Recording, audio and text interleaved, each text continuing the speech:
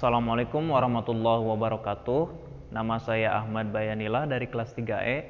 Di sini saya akan menjelaskan mengenai PPh pasal 21 pegawai tetap dan rapelan gaji beserta contoh perhitungannya. Yang pertama adalah pengertian atau definisi dari PPh pasal 21. Apa sih PPh pasal 21? Jadi PPh pasal 21 menurut Peraturan Direktur Jenderal Pajak nomor Per/PJ/2015 adalah pajak atas penghasilan berupa gaji, upah, honorarium, tunjangan dan pembayaran lain dengan nama dan dalam bentuk apapun yang sehubungan dengan pekerjaan atau jabatan, jasa dan kegiatan yang dilakukan oleh orang pribadi subjek pajak dalam negeri. Dan untuk selanjutnya yaitu tentang dasar hukum perhitungan dan pemotongan PPh pasal 21. Yang pertama yaitu Undang-Undang Nomor 36 Tahun 2008 tentang Pajak Penghasilan.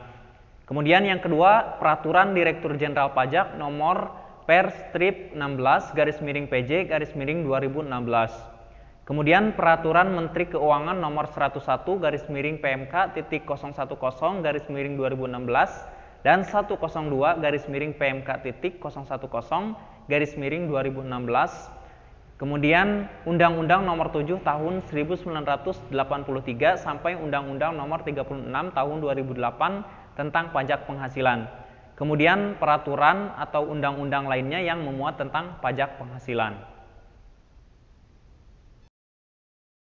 Selanjutnya yaitu adalah subjek pajak atas PPh pasal 21. Yaitu adalah pegawai, penerima uang pesangon, pensiun, tunjangan hari tua, jaminan hari tua, ahli waris, dan wajib pajak kategori bukan pegawai yang menerima atau memperoleh penghasilan sehubungan dengan pemberian jasa. Kemudian yang selanjutnya adalah objek PPh pasal 21. Secara umum yaitu adalah penghasilan yang diterima, tetapi tidak semua objek penghasilan dikenakan PPh pasal 21. Nah, penghasilan yang dikenakan PPh 21 antara lain yang pertama adalah penghasilan yang diterima pegawai tetap, baik penghasilan yang teratur maupun penghasilan yang tidak teratur. Kemudian yang kedua adalah uang pensiun atau penghasilan sejenisnya. Kemudian yang ketiga uang pesangon, uang manfaat pensiun, tunjangan hari tua, dan pembayaran sejenisnya. Yang keempat, penghasilan tenaga kerja lepas seperti upah harian atau mingguan, upah satuan, upah borongan, atau upah yang dibayarkan secara bulanan. Kemudian yang kelima, imbalan kepada bukan pegawai berupa honorarium, komisi, PE, dan imbalan sejenisnya dengan nama dan bentuk apapun sebagai imbalan dengan pekerjaan, jasa, dan kegiatan yang dilakukan. Kemudian yang keenam adalah imbalan peserta kegiatan. Nah, berupa uang saku, uang representasi, uang rapat, honorarium, hadiah atau penghargaan dengan nama dan bentuk apapun, dan imbalan sejenis dengan nama apapun. Nah, sementara untuk penghasilan yang tidak dikenakan pajak PPh pasal 21.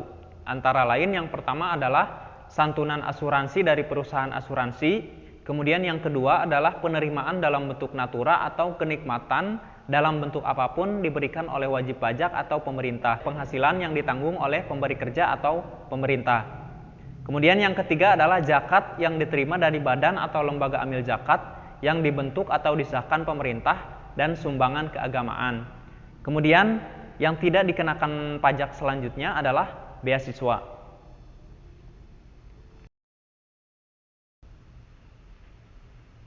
Untuk selanjutnya yaitu adalah tarif pajak progresif PPh pasal 21. Untuk perhitungan tarif pajak pribadi menggunakan tarif progresif sesuai dengan undang-undang. Yang pertama, penghasilan dari 0 sampai dengan 50 juta rupiah per tahun dikenakan tarif pajak sebesar 5%.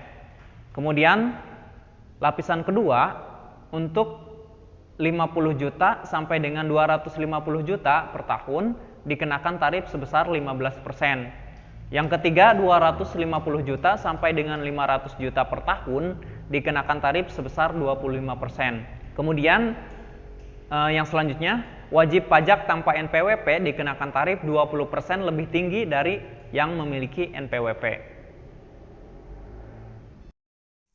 Untuk selanjutnya yaitu adalah contoh perhitungan PPh pasal 21 pegawai tetap dengan rapelan gaji. Di sini terdapat sebuah contoh. Ruli pada tahun 2020 bekerja pada perusahaan PT Jaya Abadi dengan memperoleh gaji sebulan sebesar Rp5.750.000 dan membayar iuran pensiun sebesar Rp200.000. Ruli menikah tetapi belum mempunyai anak. Pada bulan Januari penghasilan Ruli dari PT Jaya Abadi hanya dari gaji. Lalu pada bulan Juni 2020 menerima kenaikan gaji menjadi Rp6.750.000. Jadi kenaikannya sebesar Rp1.000.000 sebulan dan berlaku surut sejak Januari 2020. Dengan adanya kenaikan gaji yang berlaku surut tersebut, maka Ruli menerima rapel sejumlah Rp5.000.000. Kan tadi kenaikan gajinya ini adalah Rp1.000.000. Maka yang 1 juta ini kita kalikan 5 bulan, yaitu dari bulan Januari sampai dengan bulan Mei 2020. Selisih gaji yang seharusnya diterima untuk masa Januari sampai dengan Mei 2020. Jadi yang dimaksud dengan rapel adalah yang sebesar Rp5.000.000 tadi. Jadi yang dari Rp5.000.000 ini, nah kita akan cari tahu berapa jumlah PPh 21-nya. Untuk tata cara perhitungannya adalah sebagai berikut.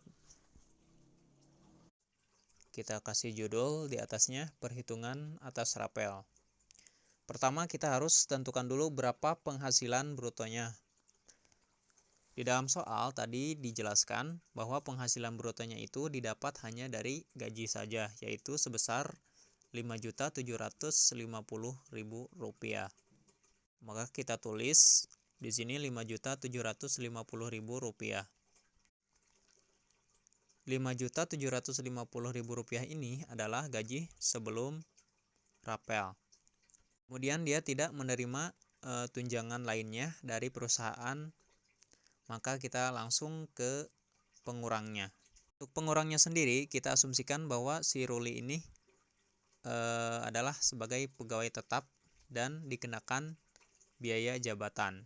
Biaya jabatannya perhitungannya adalah 5% dikali penghasilan brutonya. Arti 5% dikali Rp5.750.000. Maka hasilnya adalah Rp287.500. Karena ini jumlahnya masih di bawah batas maksimal biaya jabatan, maka ini yang akan kita gunakan. Selain itu, dia juga tadi membayar iuran pensiun sebesar Rp200.000. Jadi total pengurangnya menjadi Rp487.500. Berarti biaya jabatan ditambah dengan iuran pensiun. Kemudian selanjutnya kita hitung penghasilan neto sebulannya. Untuk mendapatkan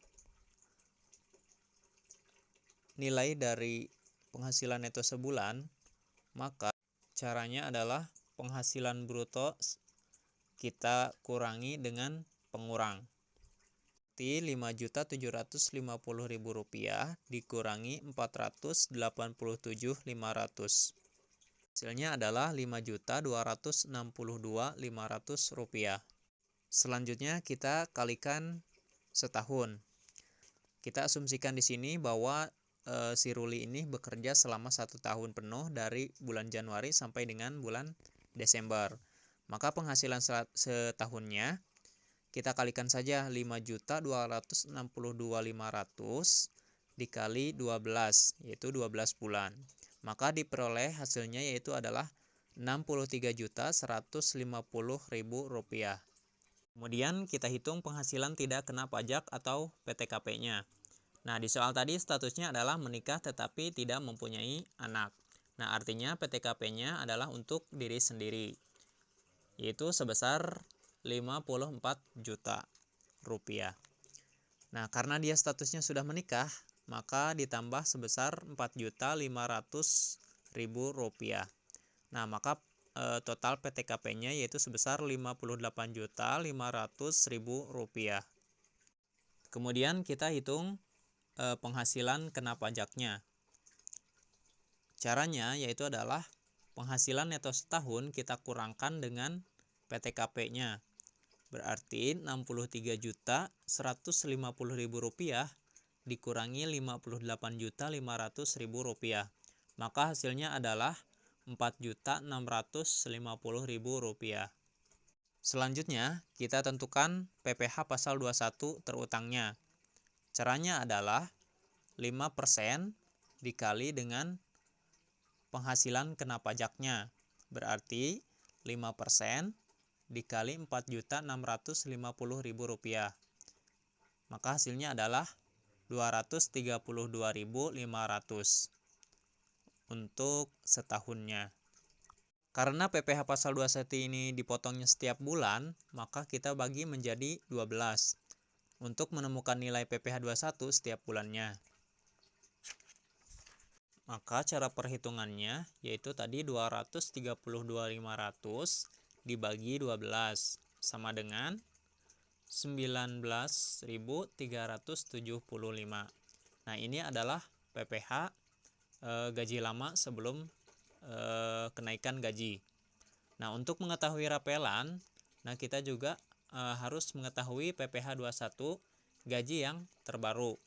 Nah, jadi kita nanti bisa membandingkannya. Untuk selanjutnya, untuk menghitung gaji yang baru bisa dilakukan dengan cara perhitungan yang sama seperti yang tadi di awal. Yang pertama yaitu untuk gaji, yaitu sebesar Rp6.750.000. Kemudian langsung ke pengurang, yaitu tadi biaya jabatan, yaitu 5% dikalikan dengan gaji yang baru, yaitu sebesar Rp6.750.000. Maka didapat sebesar Rp337.500. Kemudian ditambah dengan iuran pensiun, yaitu tadi Rp200.000. Maka total pengurangnya adalah Rp6.212.500.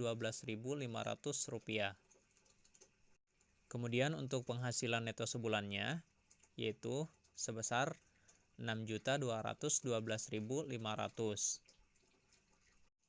Kemudian untuk penghasilan neto setahunnya, sama seperti tadi caranya, yaitu Rp6.212.500 dikalikan 12. Totalnya adalah Rp74.550.000. Kemudian penghasilan tidak kena pajak atau PTKP-nya sama seperti tadi, tidak ada yang berubah, 54 juta ditambah statusnya menikah ditambah Rp4.500.000. Total PTKP-nya adalah Rp58.500.000. Kemudian hitung penghasilan kena pajak untuk gajinya yang baru, yaitu penghasilan neto setahunnya dikurangi dengan PTKP, yaitu hasilnya adalah Rp16.050.000. Kemudian kita hitung PPh pasal 21 terutangnya untuk gaji yang baru.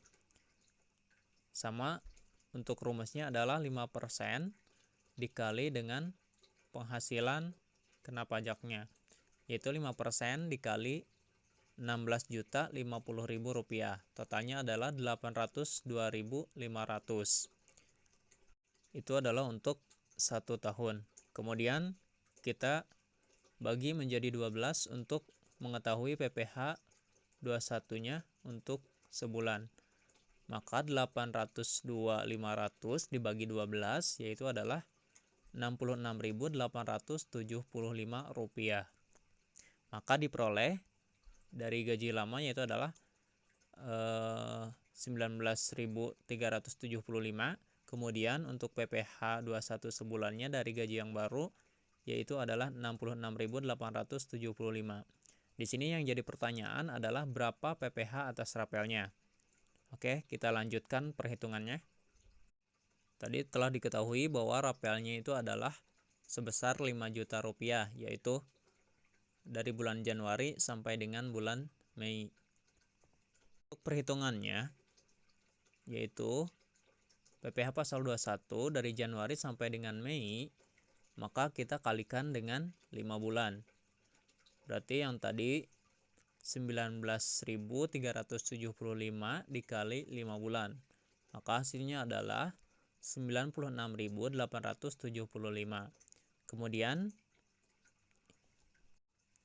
perlu diketahui bahwa yang pertama ini adalah yang telah dipotong. Kemudian kita hitung yang seharusnya dipotong. Maka kita ambil dari gajinya yang baru, yaitu 66.875 dikali 5 bulan, yaitu adalah sebesar 334.375. Itu adalah yang seharusnya dipotong. Maka dapat disimpulkan bahwa PPh 21 atas rapelnya yaitu adalah kita harus mengurangkan terlebih dahulu PPh pasal 21 yang seharusnya sama yang PPh pasal 21 yang telah dipotong, yaitu 334.375 dikurangi dengan 96.875, maka diperoleh sebesar 237.500. Kemudian karena tadi rapel bersihnya sudah diketahui, yaitu sebesar 5 juta rupiah, untuk mengetahui rapel bersihnya, maka kita kurangkan 5 juta dikurangi dengan PPh 21 atas rapelnya, yaitu 237.500. Maka gaji bersih yang diterima oleh Tuan Ruli itu sebesar 4.762.500.